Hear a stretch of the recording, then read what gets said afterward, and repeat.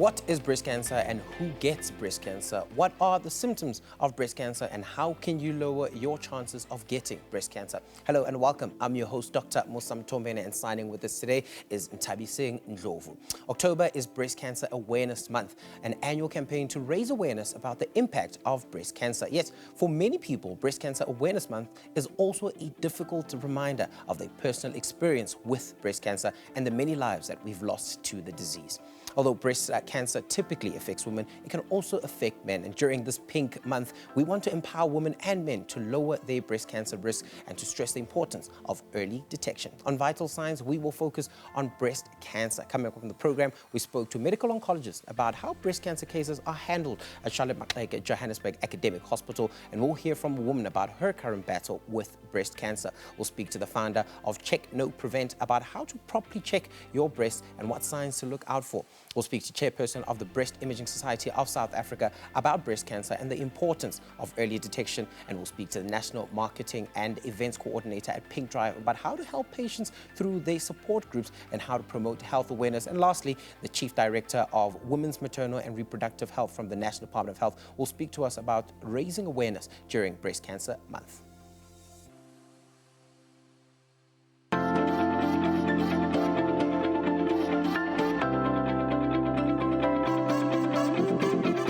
Do remember that you can be part of the show by asking the guests that we'll have on any question that you have on your mind. Simply share your view with us on what we're discussing. The number to call is 011-714-0677 or 011-714-0678. If you are using social media, please get a hold of us on social media, and that is on Twitter at SABC Vital Signs or Facebook SABC Vital Signs. Vital Signs will continue right after this ad break. Stay with us.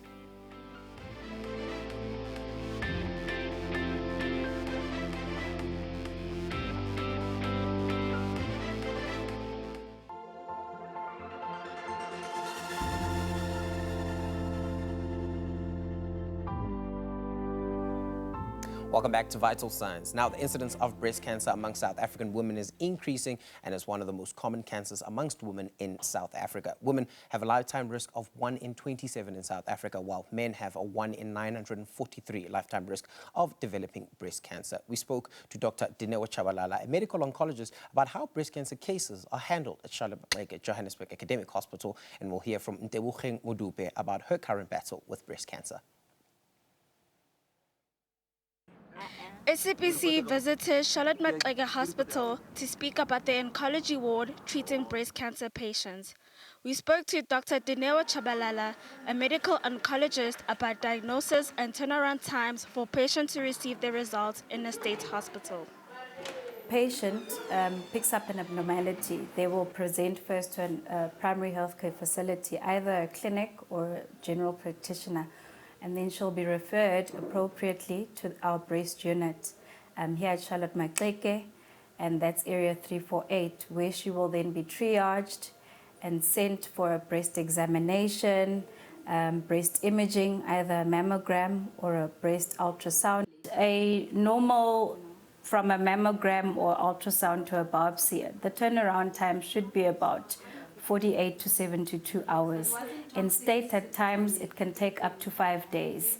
But the patients are known to the system already, and patients are then followed up regularly, either by the nurses within the clinic, with the assistance of the doctors, to just remind them that and make them aware that we are aware of them, we do know about them, we're just waiting for the confirmation of the cancer. Over the years, Charlotte Maxeke Hospital has made some interventions to the oncology department to allow each cancer patient to receive much needed attention. I would vouch for our hospital. We do give good care in terms of breast cancer diagnosis and management. Obviously, breast cancer is not just a single modality in terms of management.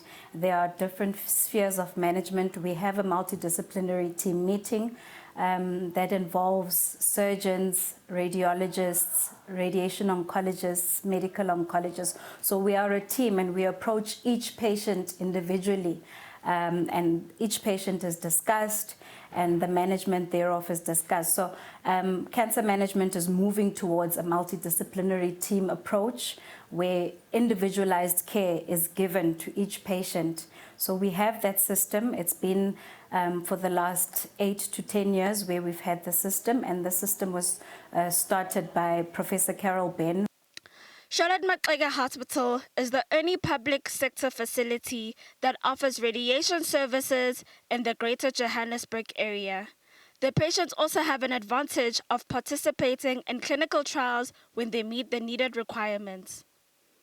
The treatment for breast cancer, by far and large, is similar to what a patient would get in a private institution, because for most of the cancers, so breast cancer is varied. It's not just one size fits all. There's different types of breast cancer. For instance, there's a luminal type breast cancer, there's triple negative breast cancer, there's HER2 enriched or positive breast cancer. So we are lucky in the sense that most of the treatment is the same as what the patient would get in private. The added advantage that we have in state as well is that we have clinical trials. So what clinical trials are is that the pharmaceutical companies then play a role in treating patients.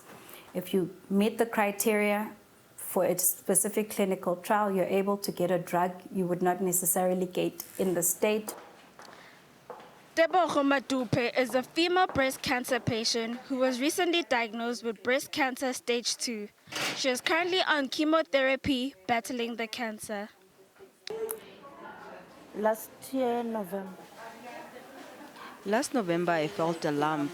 I was getting shoulder pains and unending headaches. I'd go to the clinic and all they would give me is pills. My shoulder felt swollen.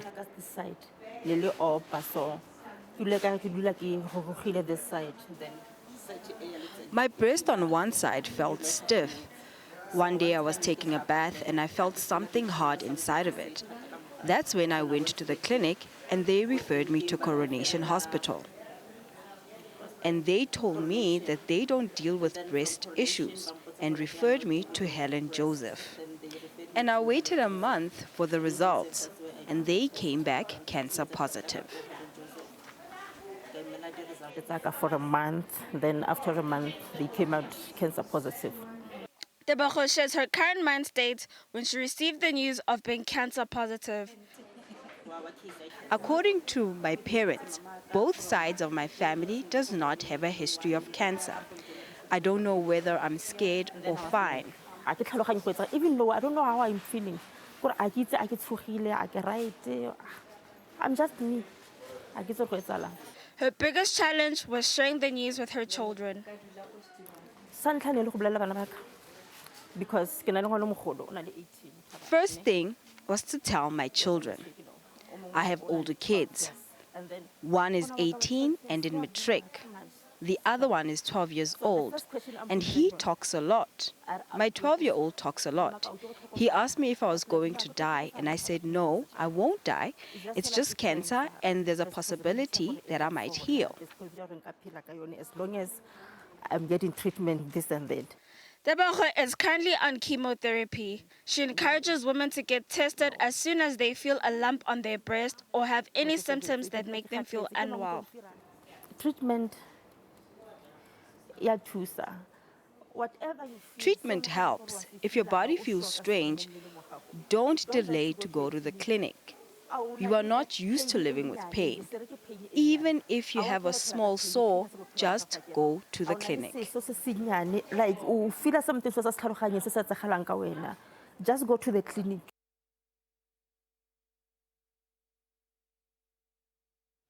After the break, we'll speak to Professor Jackie Small, the chairperson of the Breast Imaging Society of South Africa, about breast cancer and the importance of early detection. Stay with us.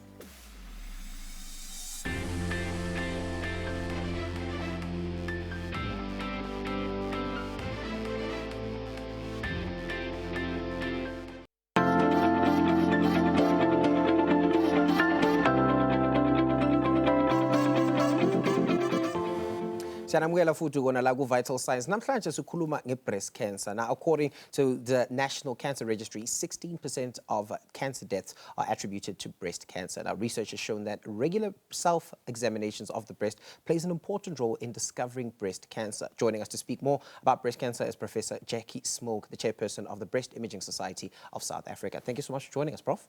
Thank you. It's great to be here during this Pink Month. Pink Month it is, but the first question I have for you is a simple one, really. Do people know enough about breast cancer to be able to detect cancers early? We would hope so, but I think the reality is no, they don't know enough. It's our job to make people breast aware. We're here to increase the awareness of what the early signs of breast cancer are and to educate people on what is available to them and to try and maybe take some of the stigma and fear out of a cancer diagnosis. Now, you've spoken to this idea of stigma and fear. What about a diagnosis of breast cancer really gets the anxiety and the fear going? So people don't obviously want a diagnosis of any form of cancer, let alone breast cancer. And people think if they ignore symptoms and signs that hopefully it's just going to go away. If they're ostriches, bury their heads in the sand, you know, it's not going to exist. And our job is to get out there and say, you know, we want to hopefully give you the all clear on many of the screening procedures. But if we do find something untoward in the breast, a very small cancer, you know, you've got a very good chance of a very normal lifespan after that if you get it very early. Now, with the many patients that you see on a daily basis that come in for examinations, for assessments, what is the main thing that brings them in? How do you detect cancer early? So in breast cancer, there are a lot of things that can alert you to it. The presence of a lump in the breast is obviously one. There may be skin discoloration, changes in the skin. There may be puckering or nipple retraction when the nipple is pulled in. We also encourage people to look for lumps under the armpit area because that's associated with problems potentially in the breast. So if there's a nipple discharge, any liquid coming out of the nipple that's not milk, we want to make people aware of the fact that if they feel it's unusual and something that's not normal for them, they should go and seek an opinion. We've got Sheila on the line. Good day, Sheila. How are you? Very well. How are you? I'm fine. Good. What's your I question? just see on TV too, breast cancer. Yeah, ma'am. Now I've got a pain, but that pain is getting inside of my breast and at the back. Now I don't know, must I go to the clinic to go and check or I don't know. Okay. Thank you very much, Sheila. We're going to ask the prof and get back to you with an answer, okay? Okay. All right. Thanks, Sheila. So this idea of pains and lumps and bumps and things such as that, I think you've spoken to it. Should people be aware of these things and should they consult for every small little bump that they find in their bodies? So breast pain is one of the commonest complaints that we have of people presenting for breast assessment.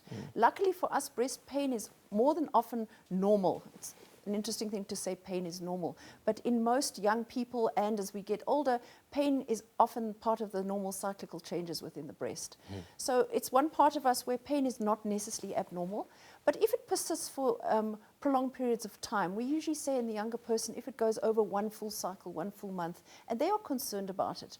You know, we are the best people to know when we feel there's something wrong in our own bodies. And it's always good to get a second opinion.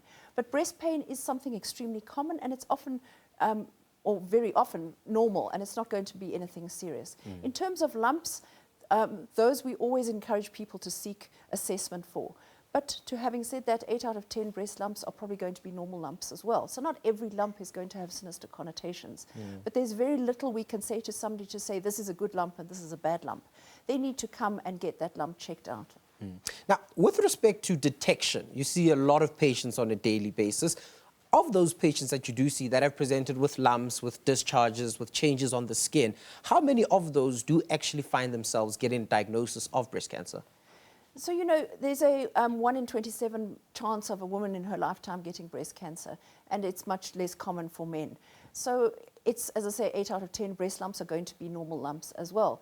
But we're not able to give the general public guidelines to say, you don't have to come because this is a normal lump. They need to seek professional help at their health clinics or health professionals to get that input. Now, we've spoken to the risks that you could potentially have. Are there risk factors that leave you more prone to getting a breast cancer versus not? So the cause of breast cancer is multifactorial, and in fact, we probably don't know all the causes. There are lots of things that contribute to it. There are things that we can't change, like our age. With increasing age, the risk of any cancers, and breast cancer included, increases. There are genetic risks. Some breast cancers run in families associated with our genes, but having said that, about 85% of cancers occur in people with no family history of breast cancer. Often we hear the reason from people for not presenting for screening is that they say, well, no one in my family's ever had breast cancer. That unfortunately is something that doesn't hold true, because most people with a cancer diagnosis don't have family members. Lifestyle factors can contribute to the development of cancers, including breast cancer. Bad dietary habits, high fatty acids, excessive alcohol intake, lack of exercise, obesity can all contribute to increasing your risk for breast cancer. And there are hormonal issues there. There are certain protective mechanisms. If you have pregnancies and breastfeeding, they tend to offer a protection against breast cancer. The use of hormone replacement therapy in the menopausal times tends to increase potentially one's risk of breast cancer. So there's a lot of things that we can do to lessen our risk, but ultimately I don't think we know all the things. Now, for a patient who would walk in and gets diagnosis of cancer, but start off with a lump or whatever it might have been, can you take us through what the steps are to get into a point of diagnosis and then the steps thereafter? Sure. So I always equate the diagnostic process to like a three-legged stool. The three-legged stool has three legs. They need those to be working in conjunction for the stool to stand upright. And our three legs in cancer diagnosis are the clinical assessment, the imaging assessment, the radiology of that, and the pathology or the biopsy specimen. And we need all of those three things to come to a successful diagnosis for that stool to stand upright. So the clinical side are usually our breast surgery colleagues or the people in the clinics that will examine the patient, and they will have an idea of what they feel is the problem. Then that patient will be referred more often than not to a radiology section, where we will do a combination of either a mammogram, which is a type of x-ray of the breast, and or an ultrasound of the breast, depending on the patient's age, to look into that breast, to diagnose, to assess lumps. And then if we do find something concerning that needs further investigation, we may then go on to biopsy. That is sampling of that, so that we can send some of the tissue off to the laboratory, and our pathology colleagues can then look at that under a microscope and help us with the diagnosis. No, we've got Patty from Gauteng on the line with a question. Good day, Patty. Good day, sir. How are you? Very well. How are you? I'm fine. Good. What's your question for the prof? Yes, in May, I was diagnosed with cancer. We're listening, Patty. Yes, as I was diagnosed with cancer, I went to the doctor. The doctor who told me to go, who referred me to the other hospital, the private hospital. Okay. When I was there, they told me that I must go for a biopsy so that they can be able to see as to whether it's real cancer.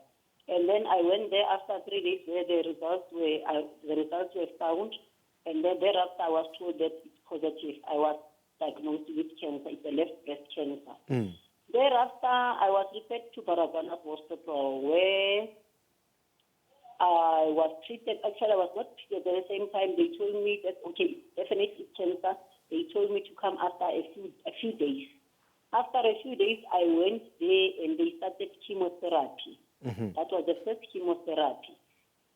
And after the first chemotherapy, I'm sure 24 days after chemotherapy, because I was supposed to go for the second chemotherapy on the 29th, I got so sick and I was admitted because I had diarrhea, the breast was swelling, and thereafter I was not eating, vomiting and everything, and so I was dehydrated. And then maybe after 5 to 6 days, I was discharged at the hospital. Yes. But now my problem is, ever since I started this, after the biopsy actually, the breast does not change. Even after the chemotherapy, the breast is still paining. I even told them at the hospital that ever since I went for the therapy, the breast is still paining.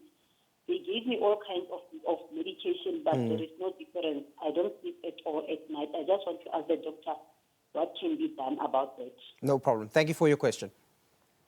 So, Prof, this idea of pain after getting treatment, I think, is one a lot of people complain about, because I think a lot of people think, you know, medication or chemotherapy is this magic pill that you take and everything will be fine thereafter. The process of treatment, how does that work? And should patients expect to still feel pain, still be nauseous, still not feel well after the initial assessments?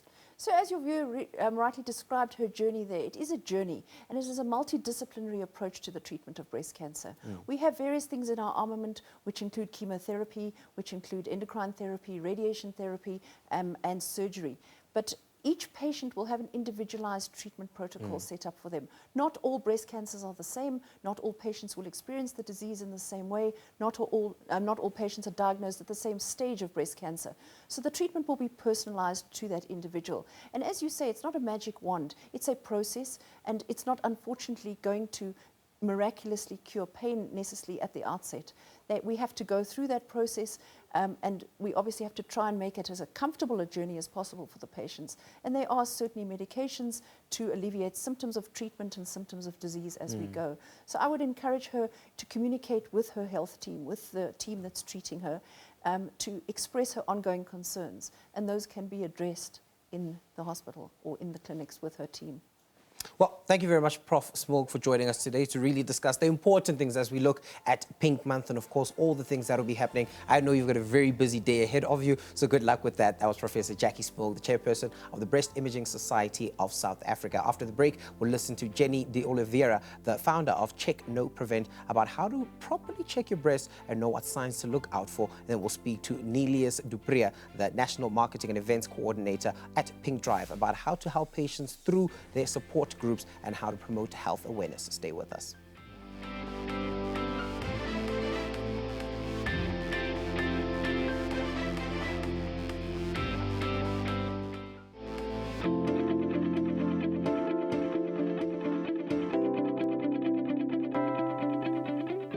Welcome back to Vital Signs. Now, Jenny de Oliveira is the founder of Check, No, Prevent, and of course landed on a brilliant idea on how to use the inner lining of a bra to communicate how to properly check your breast and what signs to look out for. Not only does it educate, but wearing the bra acts as a frequent reminder to check your breast. We spoke to her about this and, of course, how the bra encourages awareness as well as awareness about breast cancer.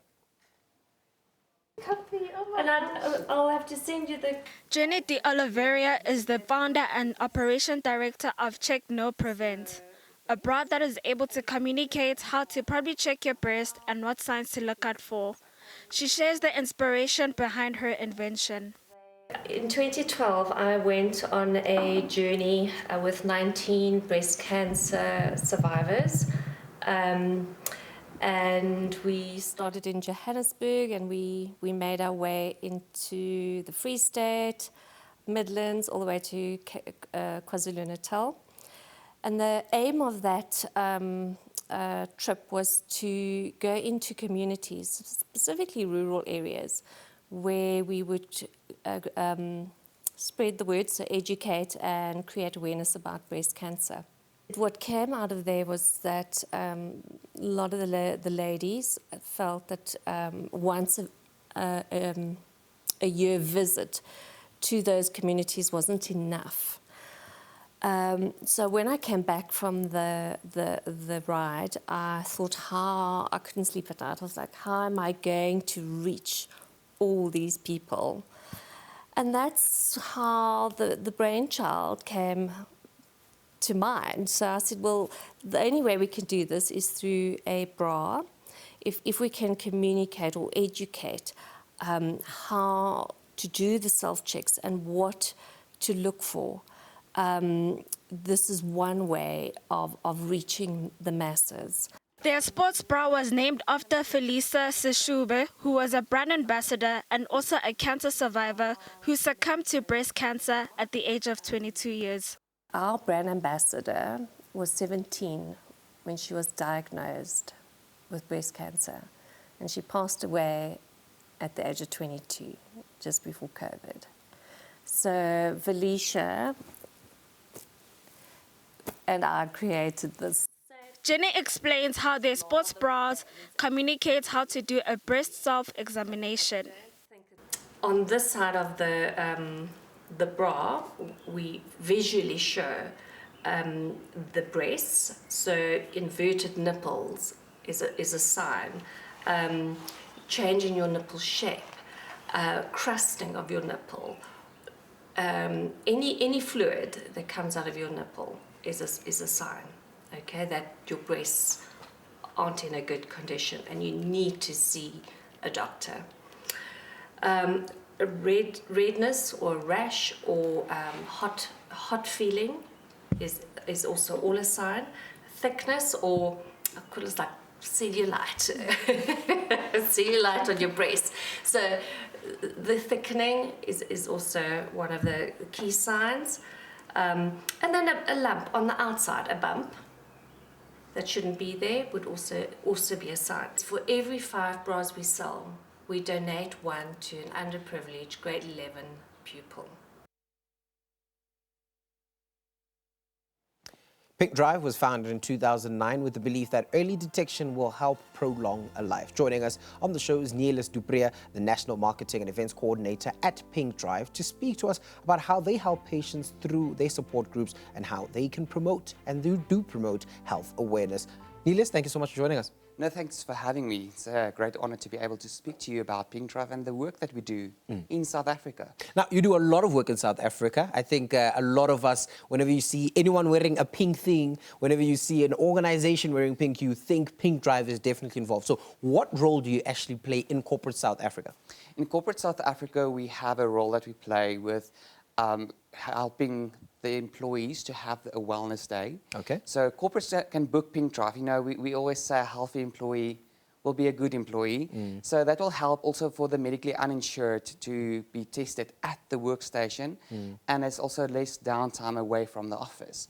But also not just for corporates, but we travel the whole of South Africa where funding is available to reach out to communities for this much needed services. Now, what specifically do you do in these communities? I mean, we'll see and we'll hear, and it's always publicized, and you guys do great marketing. And a lot of people really know about the stuff, but more rural communities naturally won't necessarily have all that access. So how do you make sure that every community is able to get that access?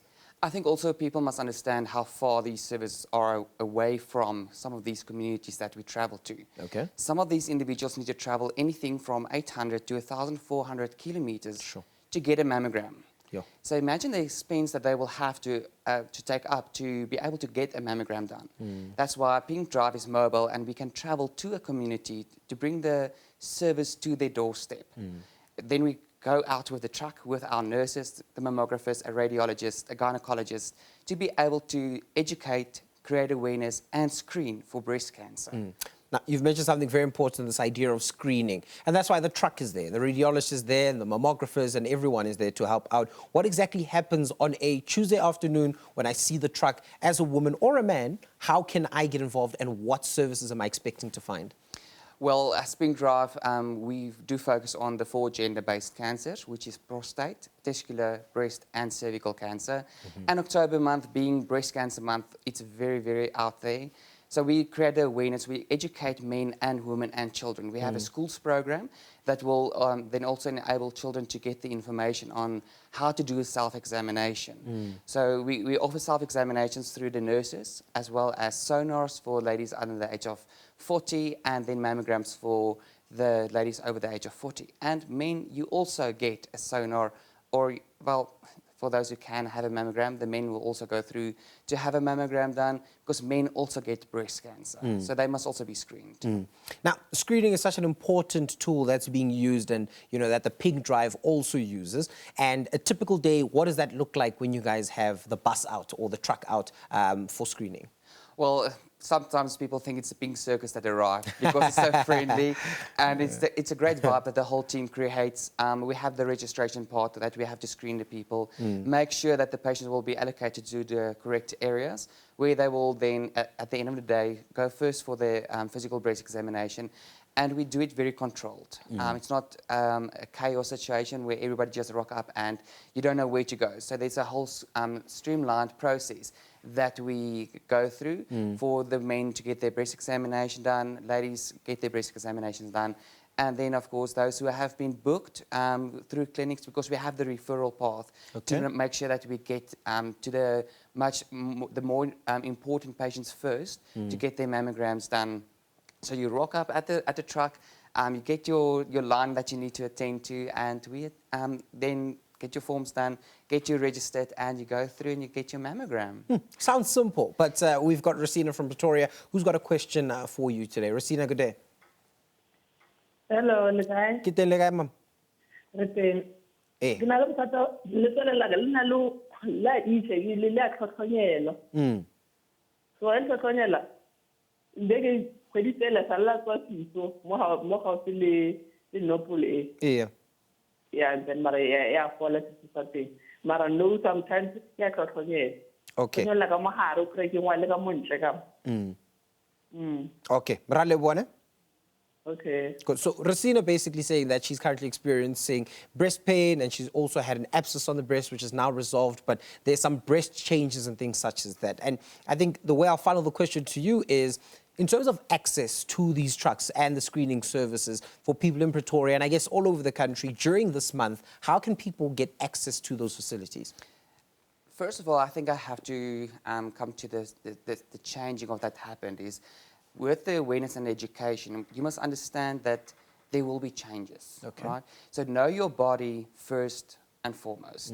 If you see a sign of something that changes in the breast, you must know you need to consult a doctor or go to your local clinic.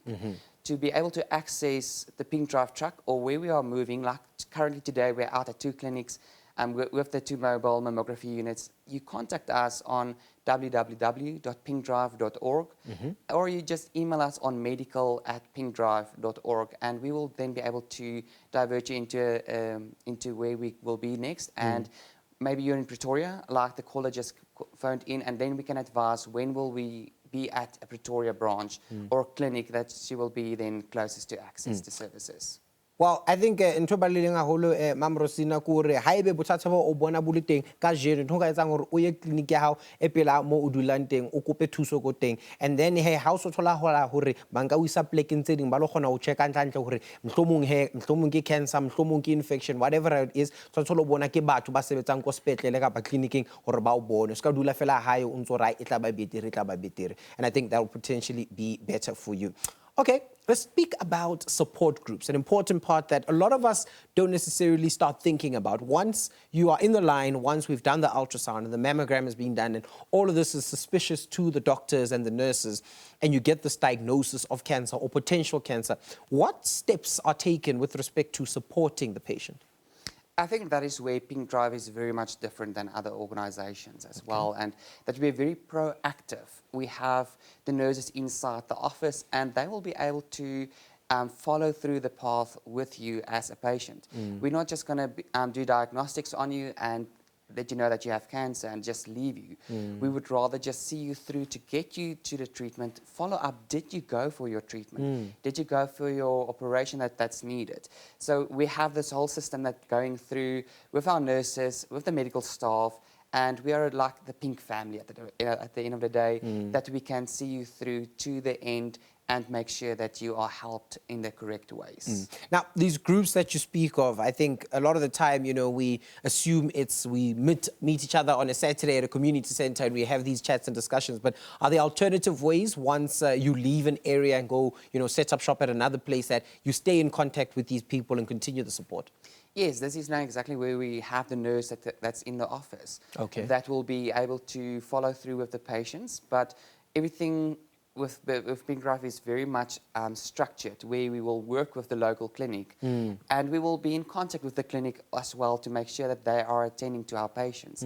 And for instance, our Northern Cape trip that's so very well known, we go to the same areas on an annual basis. And it's wonderful to see how the patients will come back. And we had a success story of a patient that was diagnosed last year on a truck, went for a homosectomy, and she's cancer-free this year. She went for some of the treatments during the year. And, it's the whole collaboration between Pink Drive as an organization providing the services and the clinic that we work close and hand in hand with to make sure that these patients are attended to. Because we don't just want to diagnose and leave you. And then our nurse in the office will also be able to follow through with you. We have all the data for them and making sure that they are contacted. That we don't want to leave anyone behind. We don't want to leave anyone behind. Well, Nelius, thank you so much for joining us today and informing us of this great initiative, the Pink Drive, and all the work that you guys do to support, screen, look after, educate women and men about all the health conditions that exist that you guys cover, and of course, to make sure that we get a cancer-free society. That was Nelius Dupria, the National Marketing and Events Coordinator at Pink Drive. After the break, we'll speak to Dr. Manala Magau, the Chief Director of Women's, Maternal and Reproductive Health at the National Department of Health, about how they're raising awareness during Breast Cancer Month. Stay with us.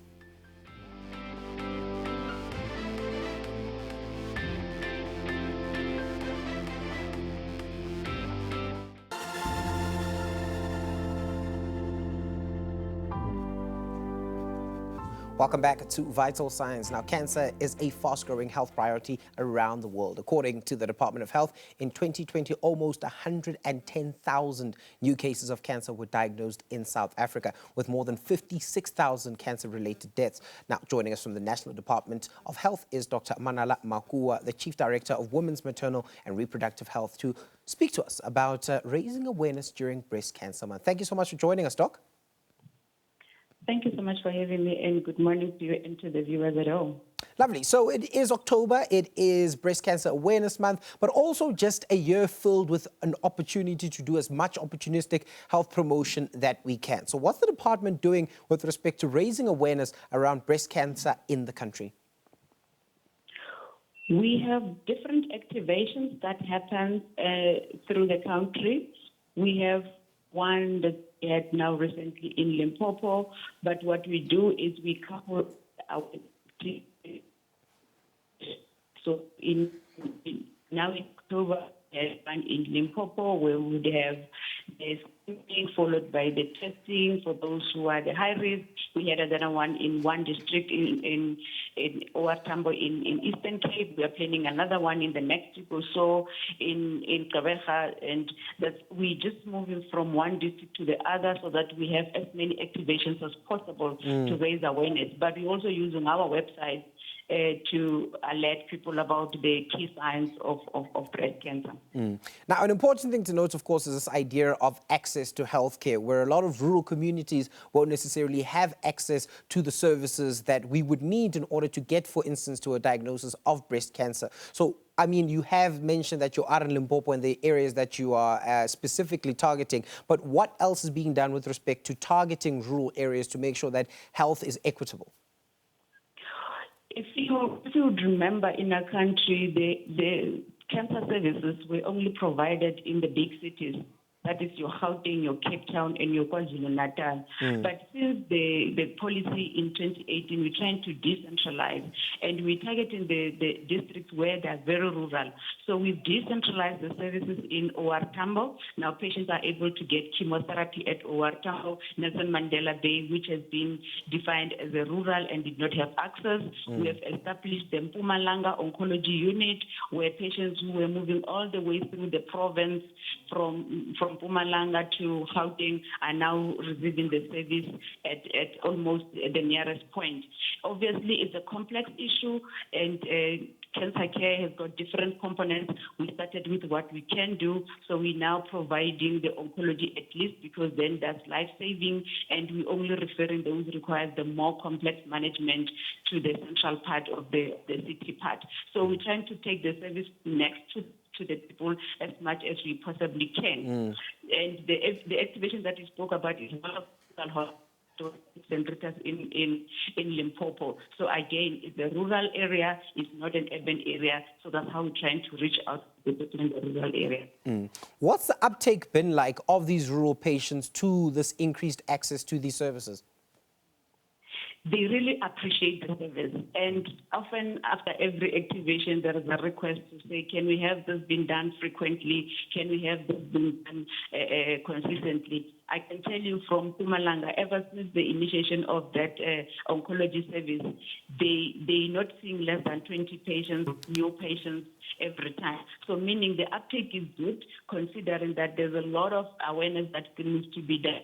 But now we are proud as a department to say at least those who present themselves. And I think with that service in Mpumalanga, what was very good about it is it also gained traction for most men. So men were coming both for prostate and breast examination, and we're picking up a lot of cases that are associated with men cancers.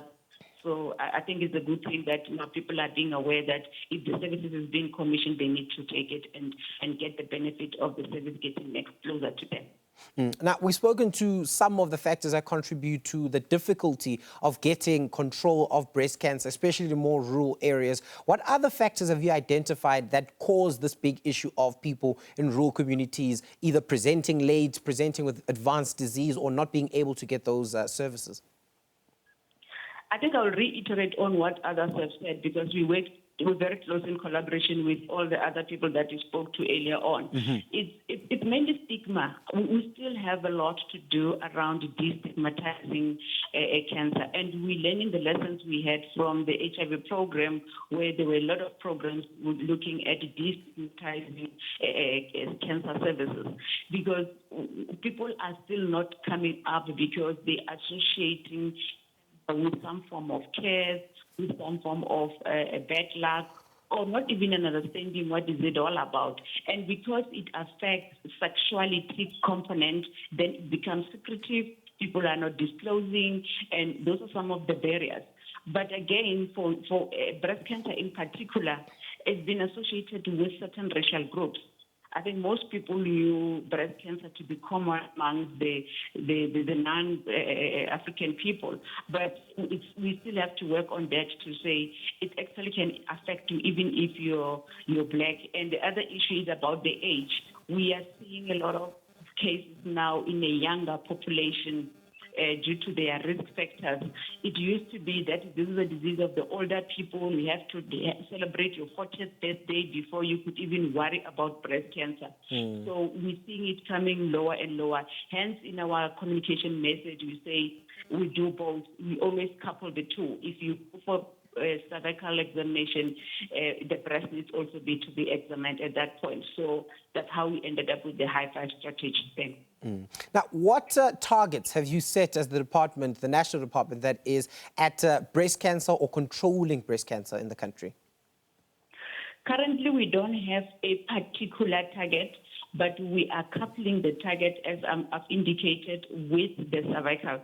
So for the cervical screening, it's 65%. So what we're saying is if you do dual screening, then it will be a proxy for cervical cancer. So if we are not reaching the cervical target, it automatically tells you that we are not reaching a breast target. But our screening and our detection, for the cervical cancer is sitting at 35% screening of general population. I think the complexity with breast is you don't have universal pre-programmed screening program like in cervical cancer where you would monitor the milestone. It's more of self-examination and periodically clinical examination, but there's no routine test that you will do because we are not, if you look at our policy, we are not encouraging people to routinely go for mammogram or sonography. It's only the cohort of those who have some symptoms or some signs or who are having a first-line family history of the breast cancer that we are encouraging them to go through the test because the test is complicated, it's not readily available. So if we use that as a marker for us, we will of the program overall as a country, how do we perform in terms of minimizing the breast cancer epidemic. Now, you've mentioned that there is, I guess, a lack of a guideline that exists with respect to breast cancer assessments and screenings and things like that. But in an ideal world, what would that look like for patients that are under 40 and those that are over 40? And I know, it's a difficult question to answer because we kind of have those guidelines in place. But what does that look like for a 20-year-old woman, for instance, who might have a history of breast cancer and a 50-year-old woman who doesn't have a history of breast cancer? Let's have here. What we have is an indicator. We have a policy, we have a guideline that guides what needs to be done for those extreme cases. Okay. You're below 20 and you're above 60. So the guideline is there, the policy is there. What is not available is just the indicator with the specific target. Oh, okay. So let's be on the same page. Yeah. But the universal principle then is you do not turn anybody away if they complain of any breast condition, because majority of the conditions that patients would present with, they're actually breast conditions. And that's why as a department, as part of the policy, we say we are working towards establishing what we call a breast care clinic, so that we manage all the breast conditions so that they have not eventually complicate into breast cancer. Complaining of the breast condition, which could be managed and not complicate or advance to breast cancer. But if you neglect that or respond to that, just the basis that she's still seeing, and as she advances, then it complicates. And then you realize that actually she's been having this symptom at a very early age as early warning sign to say, watch out, it could be an early warning sign for progression towards the breast cancer. So we're not excluding anyone. We are just saying we're not using a most complex and inaccessible system to do routine screening. What we are seeing is self-breast examination and clinical breast examination are the first point of assessing the risk factors of the person who possibly would have a breast cancer. And lastly, Doc, your message to men and women about breast cancer as we wrap up Breast Cancer Awareness Month. The message from the department is breast cancer is real. It is not the numbers. It's the and breast cancer affects family. It affects the family dynamics.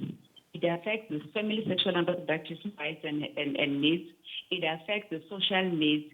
Therefore, let's work together and destigmatize. So we're encouraging all women and men of this country to routinely assess their breast and be worried if they see any change in the shape, the form, the texture, and the discharge from the nipples of their breast, and make sure get themselves checked out.